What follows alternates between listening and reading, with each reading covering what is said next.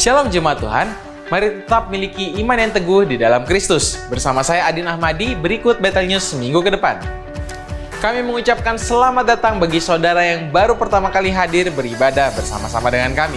Kami sangat senang Bapak Ibu Saudara sekalian bisa bergabung dengan kami. Doa adalah nafas hidup bagi orang percaya. Karena itu kami mengajak untuk setiap jemaat untuk dapat bisa ikut dalam kegiatan doa yang diadakan di gereja ini. Pelita Hidup, suatu program yang membawa kita pada pengenalan akan Kristus, disiarkan melalui YouTube GBI Betel Kelapa Gading setiap hari Senin sampai Sabtu pukul 5 pagi. Sebelum kita beraktivitas dalam kegiatan rutin, mari setiap kita berikan waktu yang terbaik untuk menyenangkan hati Tuhan melalui doa, pujian, dan penyembahan baginya melalui acara Doa Pagi yang diadakan setiap hari Senin sampai dengan Sabtu melalui Zoom. Ayo kita terlibat untuk menjadi pendoa syafaat bagi bangsa, negara, gereja, keluarga, dan jemaat Tuhan yang sedang mengalami pergumulan. Mari rasakan lawatan Roh Kudus dan menerima kekuatan yang baru melalui benih firman Tuhan yang disampaikan. Mari percaya bahwa kuasa Tuhan akan dinyatakan bagi setiap kita. Doa malam diadakan setiap hari Jumat pukul 7 malam di gereja lantai 2. Untuk menara doa Sinode GBI setiap hari Sabtu pukul 6-7 pagi secara online melalui aplikasi Zoom. Menara doa onsite setiap hari Sabtu pukul 9 pagi di gereja lantai 4. Dan berikut akan kami sampaikan kegiatan kategorial yang dapat jemaat ikuti. Ibadah WBI Wanita Betel Indonesia diadakan pada hari Rabu 6 Maret 2024 pukul 11 pagi melalui aplikasi Zoom dan dilayani oleh Ibu Pujianawati. Mari para wanitanya Allah hadir dalam ibadah ini. Di tengah tantangan zaman yang semakin banyak, kami mengingatkan agar generasi milenial, generasi muda senantiasa berjaga-jaga. Maka setiap kita perkuat iman dengan mengikuti ibadah Betel Youth dan Betel Teens Kelapa Gading setiap hari Sabtu pukul 5 sore. Dan setiap hari Minggu pukul 10 pagi ada ibadah Betel Kids. Kami menghimbau pada orang tua untuk membawa anaknya dalam ibadah Betel Kids ini agar mereka lebih mengenal dan merasakan kebaikan Tuhan. Dan untuk ibadah raya onsite hari Minggu 10 Maret pukul 8 dan 10 pagi akan dilayani oleh Pendeta Lenawati Tanujaya dengan tema Beriman pada Ketuhanan Kristus. Segenap tim gembala, pengurus, dan pelayan mengucapkan selamat kepada Saudara Julius dan Saudari Yani atas pemberkatan nikah yang kudus pada hari Sabtu 2 Maret 2024. Kiranya berkat Tuhan selalu menyertai keluarga kecil yang baru ini. Telah dibuka kesempatan bagi jemaat sekalian yang rindu untuk menjadi pelayan Betel Kids. Jemaat dapat mendaftarkan diri ke Kak Anastasia Happy yang tertera sebagai berikut.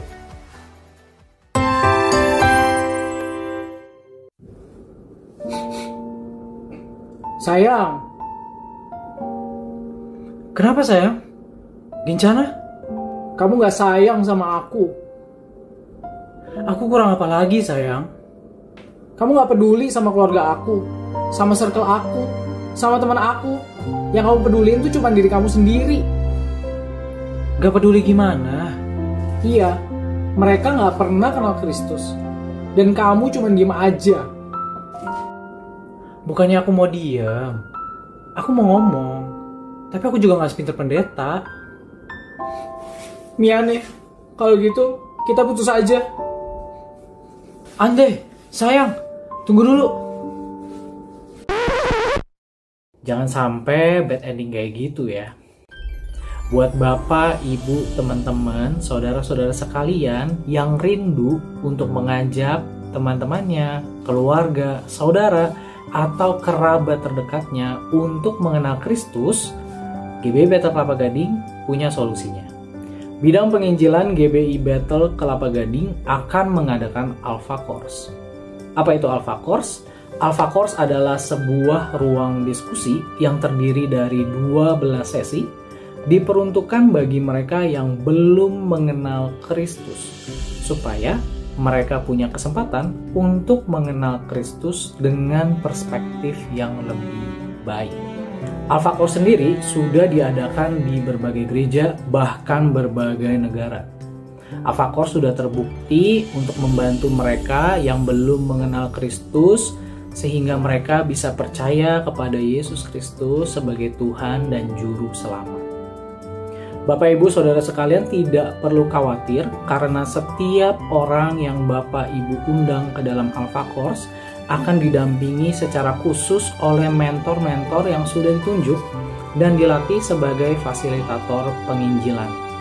Bapak Ibu Saudara dapat mulai mendaftarkan diri mereka hari ini hingga akhir bulan Maret melalui booth pendaftaran Alpha Course yang terdapat di lantai 1 atau melalui QR code berikut ini dan juga akses melalui URL bit.ly Alpha Course 1 Kelapa Gading.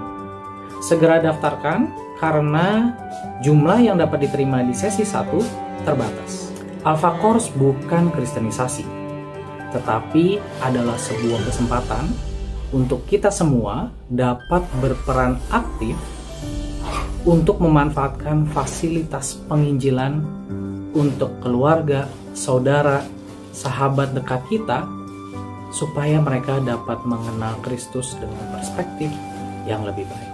Saya, Leonardo Hedianto, undur diri dari hadapan Anda. Tetap semangat Bapak Ibu Saudara sekalian untuk mewartakan kasih Kristus. Kalau gitu, aku ajak mereka ke Alpha Course deh. Beneran nih, aku tahu kamu masih sayang aku. Sarannya.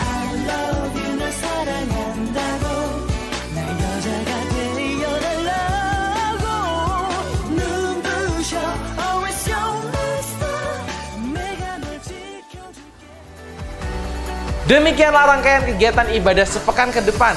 Jika Anda membutuhkan informasi selengkapnya dapat dilihat melalui Instagram GBI Bethel Jakarta. Dan selamat berakhir pekan. Jangan lupa untuk tetap senantiasa mengutamakan Kristus dalam setiap kehidupan kita. Tuhan Yesus memberkati. Shalom Bapak Ibu Saudara sekalian. Selamat pagi. Puji nama Tuhan. Hari ini mari kita mau sama-sama siapkan hati kita yang terbaik. Mari kita mau sama-sama datang ke hadirat-Nya. Hari ini mari kita mau sama-sama ingat kasih-Nya yang telah begitu besar bagi setiap kita. Kasih-Nya yang membebaskan kita. Kasih-Nya yang mengubahkan hidup kita. Kasih yang menyembuhkan setiap kita. Mari hari ini kita mau sama-sama naikkan syukur kita dan terima kasih kita kepada Allah. Allah yang dahsyat, Allah yang besar, Allah yang hidup. Terima kasih Tuhan. Terima kasih Tuhan.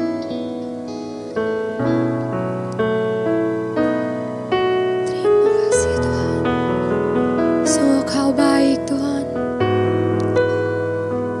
Sungguh Kau baik Bapa.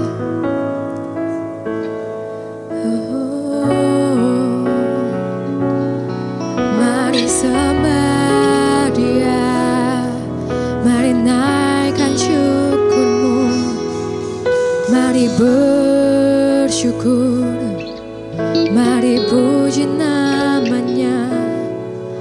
Haleluya, haleluya. Terima kasih Tuhan, terima kasih Tuhan. Kau baik Tuhan, Kau baik Bapa. Kami bersyukur,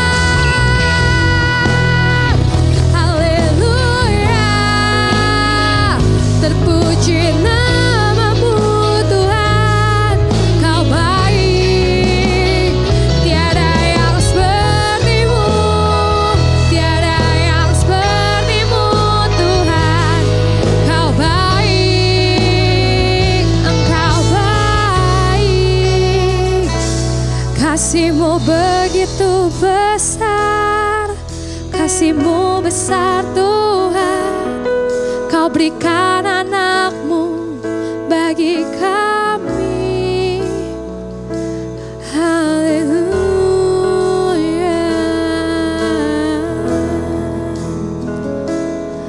Terima kasih.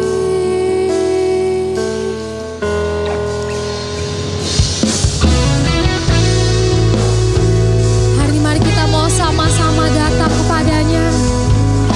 Mari kita mau sama-sama ingat kasih dan kebaikannya buat hidup kita. Kasih Yesus yang indah bagi setiap kita. Terima kasih Tuhan.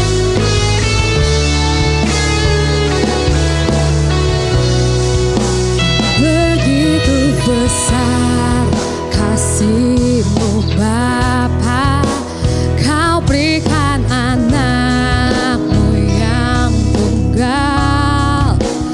Di saat aku percaya, kasih menyelamatkanku. Bukan sebagai hakim dunia, tapi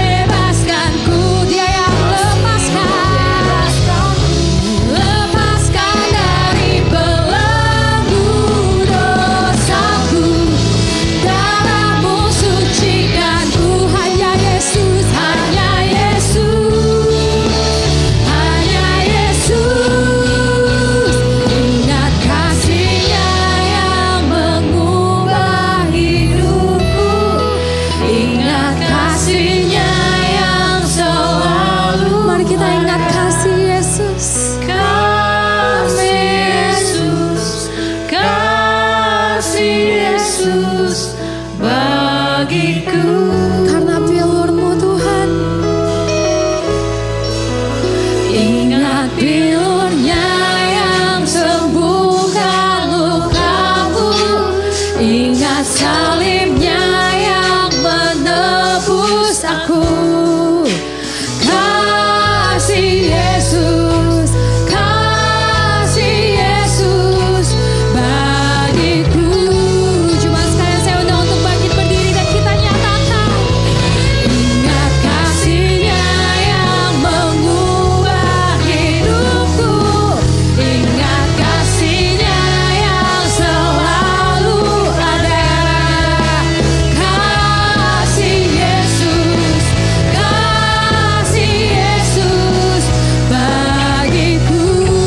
Bilur-Mu yang sembuhkan kami Tuhan, ingat bilur-Nya yang sembuhkan lukaku, ingat salib-Nya yang menebus aku.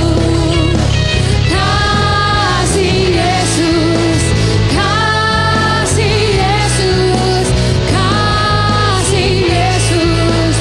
Katakan kasih Yesus, kasih Yesus, kasih Yesus bagiku. Mari sembah Dia, oh Tuhan. Kami bersyukur buat kasih-Mu Tuhan. Allah pemeliharaku, Kau baik Tuhan. Kau Allah yang setia, Kau Allah yang berkuasa, Kau Allah penyedia, Kau sumber damaiku Tuhan. Kami tidak takut, sebab Kau beserta kami Tuhan. Haleluya, haleluya. Kau baik Tuhan, Kau baik Tuhan. Terima kasih Tuhan, Kau selamatkan kami Bapa. Kau baik Tuhan, tiada yang seperti-Mu, tiada yang seperti-Mu. Haleluya, haleluya. Tuhan, Kau baik Tuhan, Kau baik Tuhan. Terima kasih, sebab Kau begitu baik Tuhan buat kami Tuhan. Sebab kasih-Mu yang sempurna buat setiap kami Tuhan. Kau layakkan setiap kami Tuhan. Kau pandang kami berharga di mata-Mu Tuhan. Kami percaya kami punya Allah yang besar. Kami percaya kami punya Allah yang gak pernah ingkar janji. Kami percaya kami punya Allah yang kuasanya begitu besar, yang sanggup melakukan segala perkara. Hari ini Tuhan, beracaralah Tuhan. Biar kiranya Kau disenangkan Tuhan melalui apa yang kami nyanyikan, melalui puji-pujian kami Tuhan. Biar hari ini Tuhan semuanya hanya tentang-Mu Tuhan.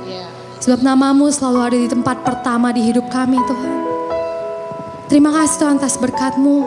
Terima kasih Tuhan buat anugerah-Mu. Hari ini setiap jemaat Tuhan yang siap untuk memuji dan menyembah Tuhan lebih lagi, kita mau sama-sama katakan amin. Shalom saudara sekalian. Shalom. Semangat untuk memuji Tuhan hari ini. Amin. Sebelum kita menyanyi, boleh kita salam kiri kanan kita terlebih dahulu. Katakan Allahku dahsyat. Hari ini kita mari sama-sama kita mau sanjung namanya. Kita tinggikan Dia. Amin.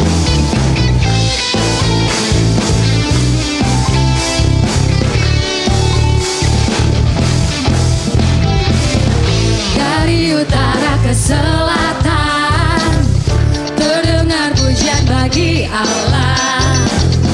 Dari barat sampai ke timur, nama Yesus disanjung tinggi. Dari pulau-pulau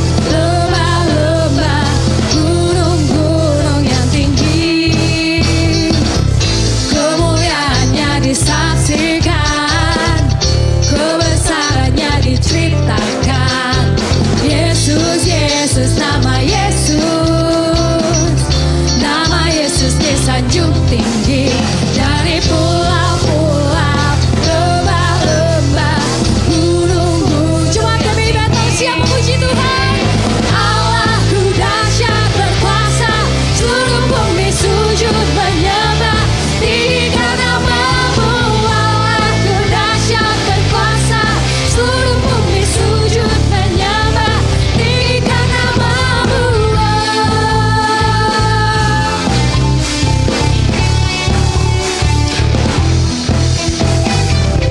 kemuliaannya disaksikan, kebesarannya diceritakan. Sebut namanya Yesus, Yesus, nama Yesus.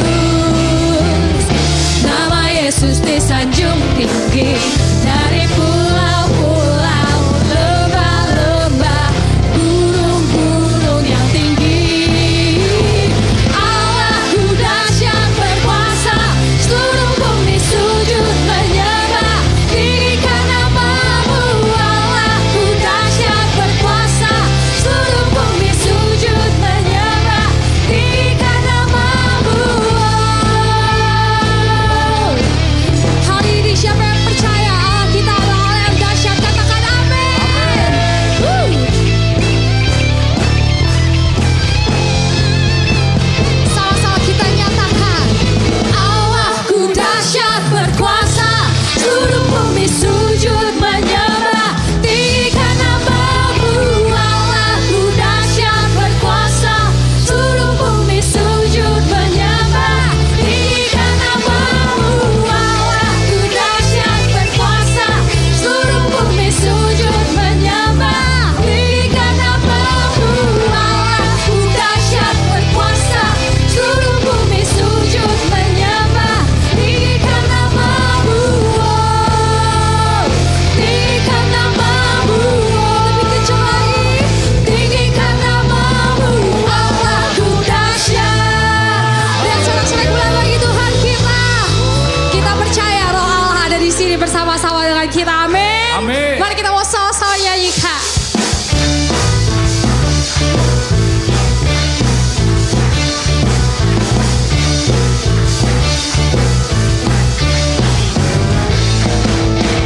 Ada gerakan roh Allah di sini. Ada gerakan roh Allah di sini. Di timur, di barat, utara dan selatan.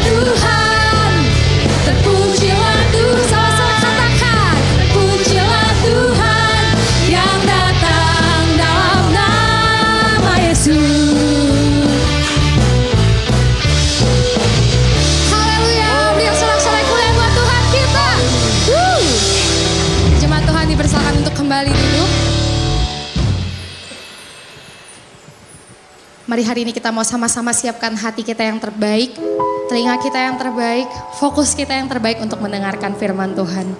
Bapak Ibu Saudara sekalian siap untuk mendengarkan firman Tuhan? Rindu untuk mendengarkan kebenaran firman Tuhan?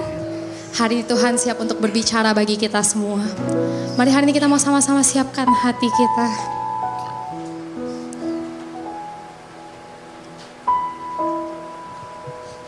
Hari ini mari kita mau sama-sama nyatakan iman kita kepada Tuhan. Dan percaya bahwa kuasa-Nya terlebih besar dari segala apapun. Tuhan kami lebih besar dari segala apapun. Dan Tuhan Allah yang selalu tepat waktu. Allah yang tidak pernah terlambat. Terima kasih Tuhan. Terima kasih Bapa, penolongku, sahabatku yang setia. Thank you Tuhan.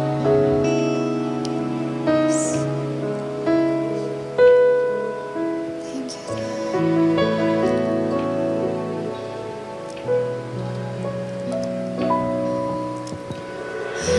Hanya Kau Tuhan penolongku,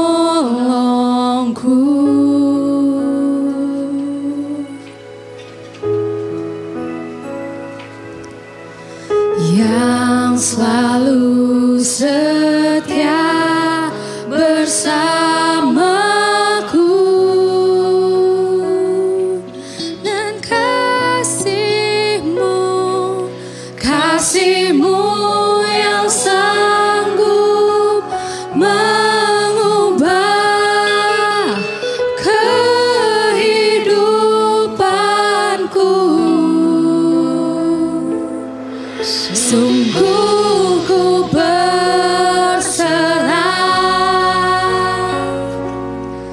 sungguh ku percaya kuasa-Mu terlebih besar. Tuhanku terlebih besar, tak pernah terlambat janji-Mu ya Tuhan menolong hidupku. Kuasa-Mu terlebih besar, Tuhanku terlebih besar, tak pernah terlambat janji-Mu ya Tuhan, pulihkan hidupku. Jemaat Tuhan, saya undang untuk bangkit berdiri dan kita sama-sama katakan, hanya Kau Tuhan penolongku. Dia Tuhan yang setia bersama kita, yang selalu setia bersamaku.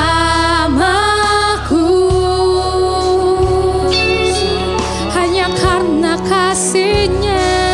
kasih-Mu yang sanggup mengubah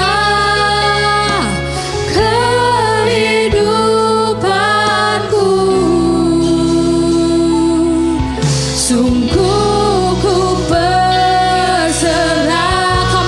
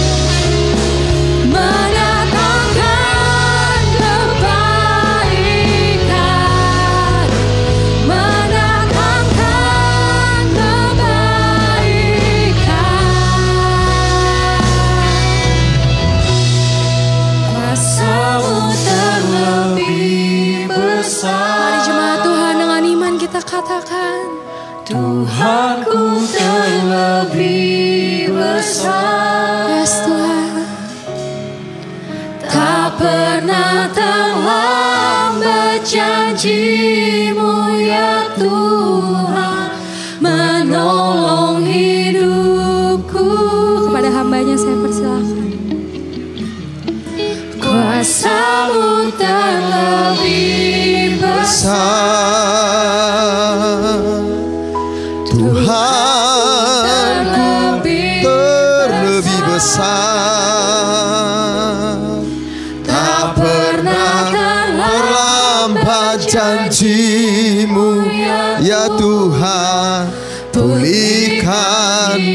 Tak pernah terlambat janji-Mu, tak pernah terlambat janji-Mu, tak pernah terlambat, tak pernah terlambat janji-Mu, tak pernah terlambat, tak pernah terlambat janji-Mu ya Tuhan, pulihkan hidupku. Haleluya, haleluya, haleluya. Shalom, selamat berjumpa kembali dengan saya Pendeta Rubin Adi Abraham. Hari ini saya akan menyampaikan firman Tuhan dengan judul Benarkah Alkitab firman yang diilhamkan Allah? Khotbah ini adalah khotbah yang sifatnya doktriner supaya kita tidak hanya mengerti tentang kehidupan Kristen secara praktis, tetapi akidah atau kebenaran dasar yang kita harus pegang dalam kehidupan ini. Saudara, umat Kristen percaya bahwa Alkitab adalah firman Allah yang menjadi dasar bagi iman atau kepercayaan kita, nilai moral, dan juga perilaku kehidupan kita. Pertanyaan pentingnya, mengapa buku Alkitab ini yang kita percayai sebagai firman Tuhan? Bukankah banyak buku yang lain yang ditulis sejaman dengan Alkitab? Mengapa Alkitab yang kita yakini firman? Dan apakah alasan untuk kita mempercayainya itu benar, bisa diandalkan? Kalau kita baca dalam Mazmur 119 ayat 159 dan 160, firman Tuhan berkata, lihatlah betapa aku mencintai titah-titah-Mu. Ya Tuhan, hidupkanlah aku sesuai dengan kasih setia-Mu. Dasar firman-Mu adalah kebenaran, dan segala hukum-hukum-Mu yang adil adalah untuk selama-lamanya. Alkitab adalah kebenaran dan bersifat kekal selama-lamanya. Karena itu kita harus mencintai firman Tuhan. Kalau saudara ingin mengalami pertumbuhan secara rohani, saudara harus rajin membaca Alkitab setiap hari. Manusia tidak hidup dari roti saja, tapi dari setiap firman yang keluar dari mulut Allah. Kalau kita tidak suka membaca Alkitab, bagaimana kita tahu tentang kehendak Allah di dalam kehidupan ini? Makanya kita harus mengerti betul tentang firman Allah yang ada di dalam Alkitab secara tertulis. Sekarang saya akan menyebutkan paling tidak ada 5 bukti bahwa Alkitab adalah firman Allah. Yang pertama, Alkitab menegaskan dirinya adalah firman Allah. Tahukah saudara, di dalam Perjanjian Lama saja ada lebih dari 3.800 kali perkataan Allah berfirman. Saya rasa di antara begitu banyak buku yang kita miliki, tidak ada buku yang berani berkata, inilah firman Tuhan, Allah berfirman. Tetapi Alkitab ribuan kali mencatat tentang hal tersebut. Selanjutnya, penulis Perjanjian Baru mengakui bahwa tulisan mereka juga diilhamkan oleh Allah setara dengan Perjanjian Lama. Sehingga baik Perjanjian Lama dan Perjanjian Baru, keduanya adalah firman Allah. Selanjutnya, Yesus juga menyaksikan bahwa Alkitab adalah ilham Allah yang berotoritas. Dan sebagai orang yang percaya kepada Yesus, kita yakin apa yang Yesus ucapkan itu benar.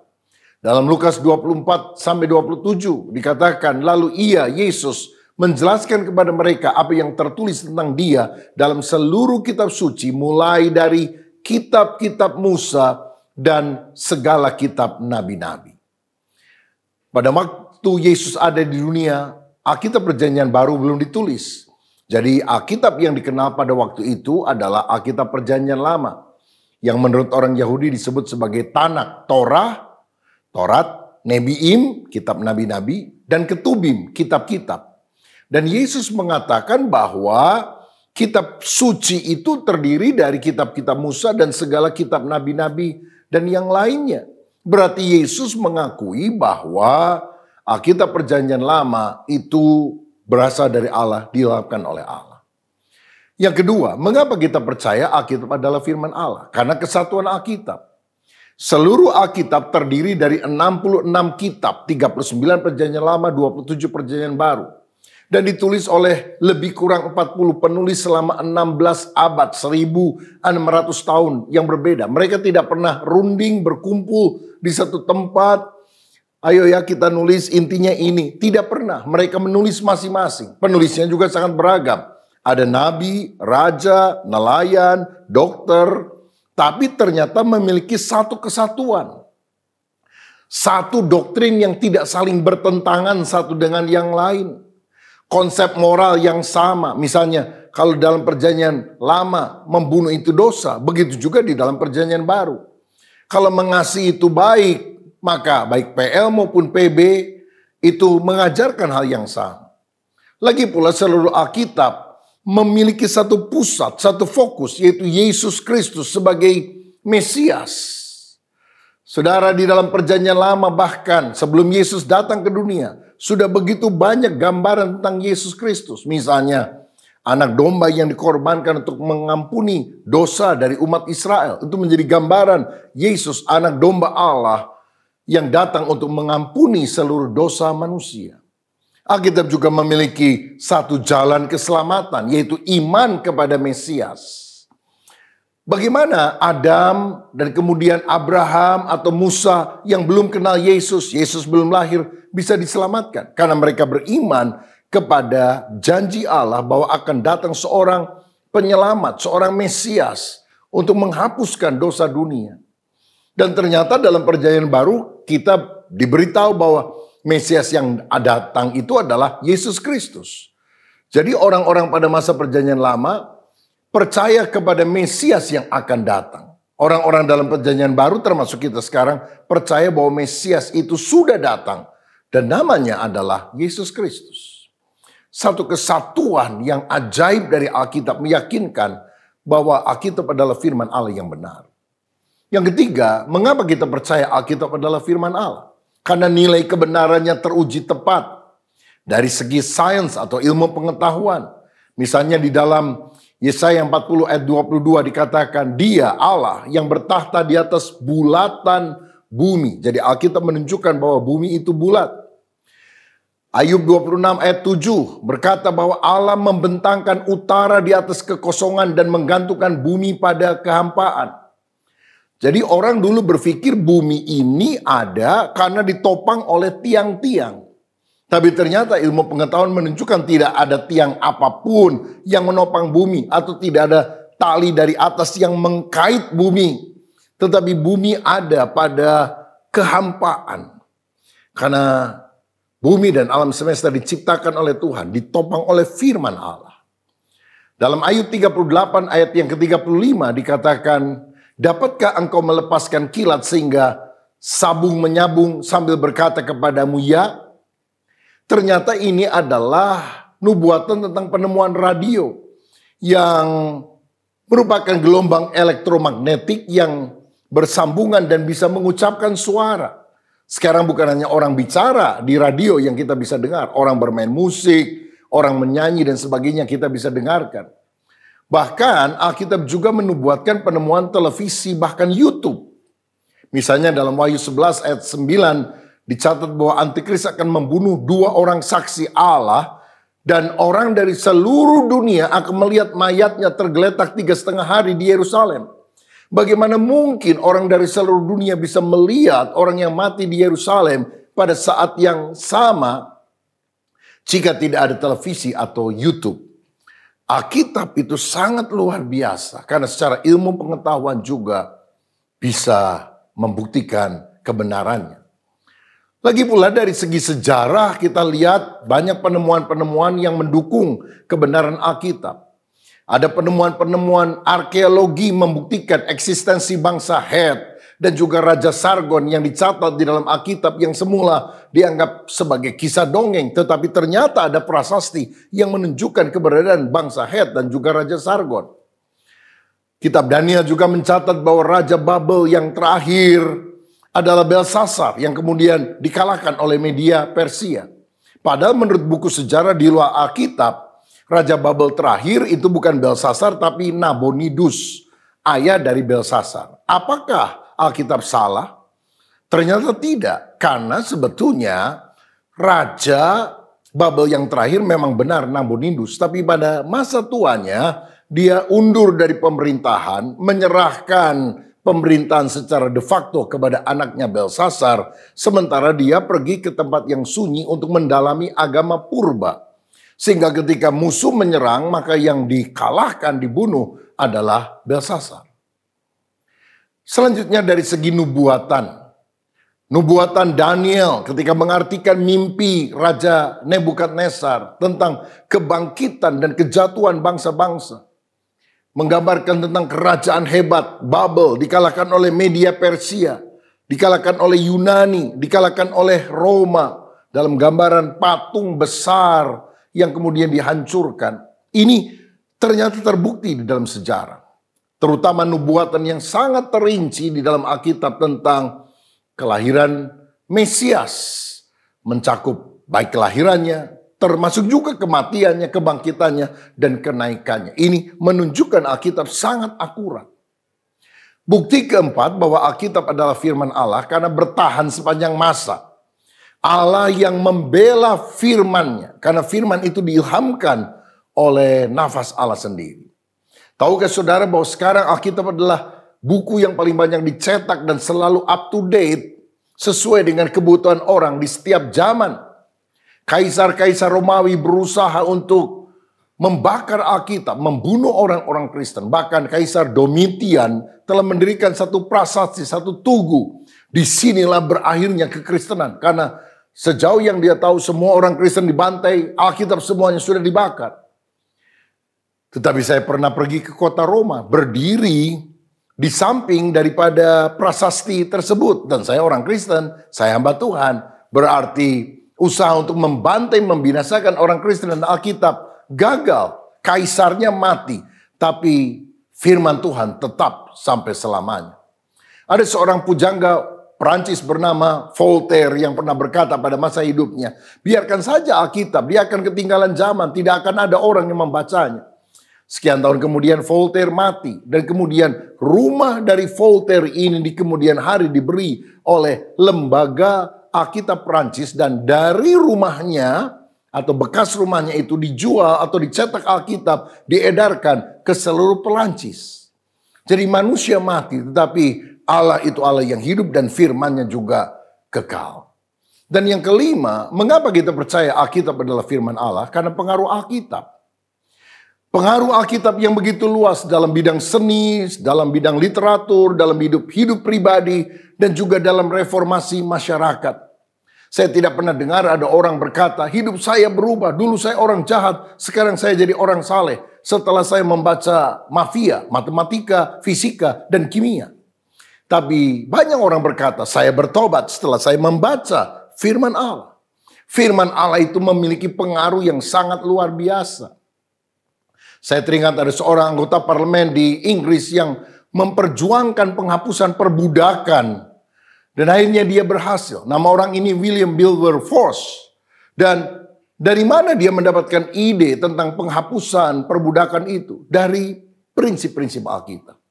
Jadi Alkitab punya pengaruh yang sangat luar biasa. Makanya kita harus makin mengenal Alkitab, belajar firman, suka mendengarkan firman, supaya iman kita bertumbuh. Lebih jauh saya mau bicara tentang pengilhaman Alkitab. Saudara sekalian, Alkitab diakui sebagai firman Allah. Tapi benarkah Allah sendiri yang mengilhamkannya?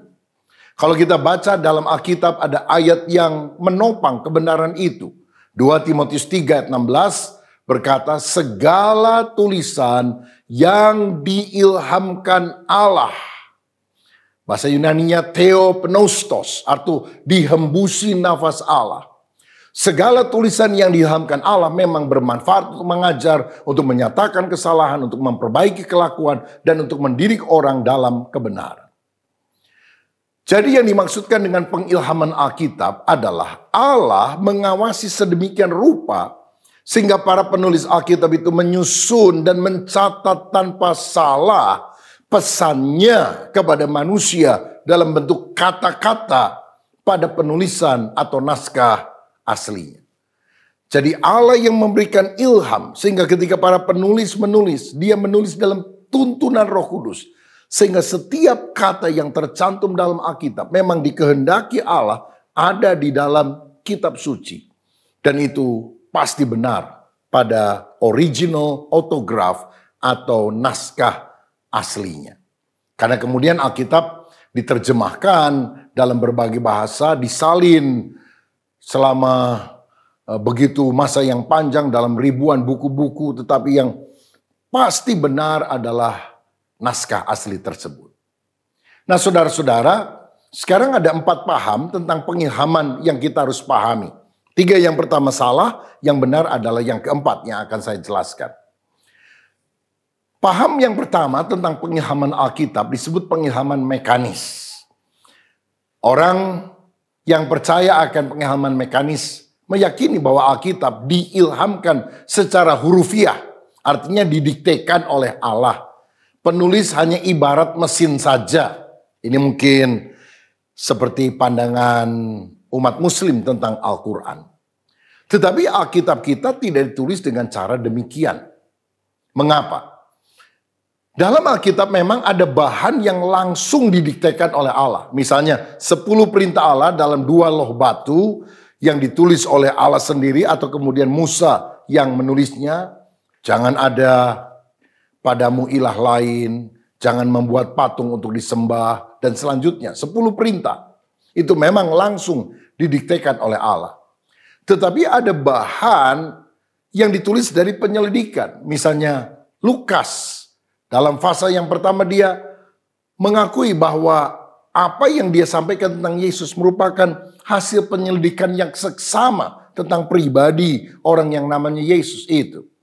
Atau juga dari bahan sejarah, Kisah Rasul 16 mencatat tentang hal itu. Lagi pula gaya bahasa yang berbeda-beda dari para penulis itu menunjukkan bahwa Allah menggunakan bakat dari para penulisnya. Sehingga Allah tidak mendiktekan semua kata yang ada di dalam Alkitab. Gaya penulisan Salomo di dalam Amsal berbeda dengan gaya penulisan Daud dalam Mazmur. Berbeda dalam gaya penulisan Musa ketika mencatat kitab Kejadian. Juga berbeda dalam gaya penulisan para rasul di dalam Perjanjian Baru. Tetapi ilhamnya berasal dari Allah. Nah yang kedua adalah pengilhaman negatif atau pasif. Menurut paham ini, penulis Alkitab itu dijaga oleh Roh Kudus jangan sampai salah. Sehingga yang diilhami oleh Allah itu sang penulisnya. Penulisnya diurapi oleh Roh Kudus, jadi apa saja yang dia tulis tidak bisa salah. Tetapi kita juga tidak menerima konsep pemikiran seperti itu. Mengapa? Karena dalam 2 Timotius 3:16 tadi dikatakan bahwa yang diilhamkan oleh Allah adalah segala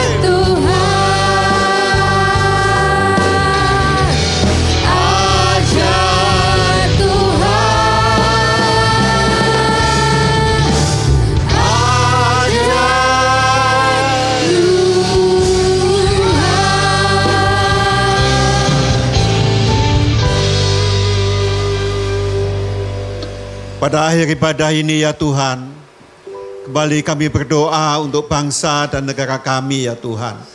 Kami bersyukur ya Tuhan karena Tuhan telah ya Tuhan menjaga bangsa kami Indonesia. Sehingga kami dapat melalui pemilihan umum yang telah kami lalui ya Tuhan. Dengan baik ya Tuhan, dengan damai ya Tuhan. Dan oleh sebab itu ya Tuhan kiranya ya Tuhan menjelang pengumuman KPU nanti ya Tuhan tanggal bulan Maret ini ya Tuhan. Kiranya Tuhan terus ya Tuhan tolonglah bangsa kami. Sehingga tidak ada gejolak-gejolak ya Tuhan. Semuanya boleh menerima keputusan yang ditetapkan ya Tuhan. Tuhan terima kasih. Kami juga berdoa ya Tuhan. Biar siapapun yang terpilih ya Tuhan. Biar hatinya tetap terjaga. Takut akan Engkau ya Tuhan. Taat kepadamu ya Tuhan. Mencintai bangsa kami Indonesia ya Tuhan. Terima kasih Bapa. Siang ini kami juga berdoa untuk Bapak Gembala senior kami Pak Julius Ishak ya Tuhan. Kiranya Tuhan juga menolong ya Tuhan. Di dalam kelemahan yang dia derita saat ini ya Tuhan. Biar Engkau tolong, Kau jamah. Sehingga Pak Julius bisa melihat dengan baik ya Tuhan. Tuhan Engkau tolong ya Tuhan. Itulah doa kami ya Tuhan. Terima kasih ya Tuhan. Kau juga terus menopang Bapak Gembala kami Pak Rubin Adi ya Tuhan. Sebagai Ketua Umum GBI ya Tuhan. Dengan begitu banyak problema masalah ya Tuhan. Kiranya Tuhan terus menopang ya Tuhan. Menjadi berkat ya Tuhan. Buat banyak GBI ya Tuhan. Terima kasih Bapa, terima kasih Tuhan. Sebentar kami akan pulang meninggalkan tempat ini. Dan kami percaya Engkau menyertai kami semua. Sekarang saudara sekalian, mari angkat tanganmu, siapkan hatimu. Dan kiranya damai sejahtera dari Allah Bapa, kasih sayang dari Tuhan kita Yesus Kristus, penyertaan, penghiburan, persekutuan dengan Roh Kudus, menyertai kita semua, mulai siang hari ini, kekal sampai selama-lamanya. Bagi kita yang percaya katakan, amin. Sebab Kau besar, perbuatanmu ajaib, tiada seperti Engkau, tiada seperti Engkau. Sebab Kau besar, perbuatanmu ajaib, tiada seperti Engkau,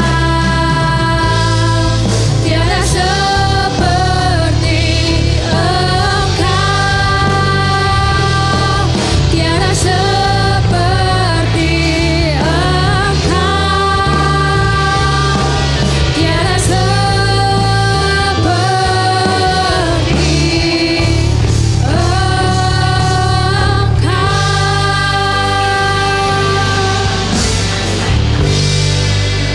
Tuhan, ibadah kita telah selesai. Silakan bersatu sejenak. Tuhan Yesus memberkati.